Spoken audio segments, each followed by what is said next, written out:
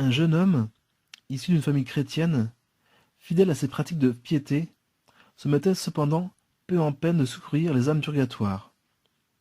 Il ne priait jamais ou presque jamais pour ses parents défunts. Non content de ne pas pratiquer cette salutaire dévotion par lui-même, il en dissuadait les autres, sous prétexte d'une charité mieux placée. Pourquoi, disait-il, tant s'occuper du sort des trépassés, puisqu'ils sont assurés à leur salut, et qu'ils ne peuvent ni offenser Dieu, ni le perdre? Il ne croyait pas non plus aux apparitions, qui tournaient souvent en ridicule.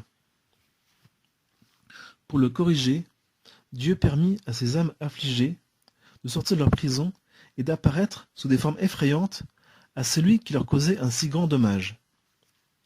Elles l'assiégèrent en tout lieu et à toute heure, poussant des cris déchirants, remplissant ses yeux de fantômes étranges, glaçant son âme de stupeur, ne laissant reposer ni le jour ni la nuit.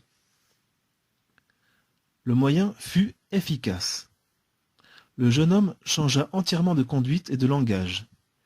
Il quitta le monde et entra dans l'ordre de Saint-Dominique. Devenu prêtre, il voua aux âmes du purgatoire un culte si éloquent en leur faveur qu'il inspira à beaucoup le désir de les soulager, et on l'appelait amicalement l'avocat des morts. Il l'était en effet.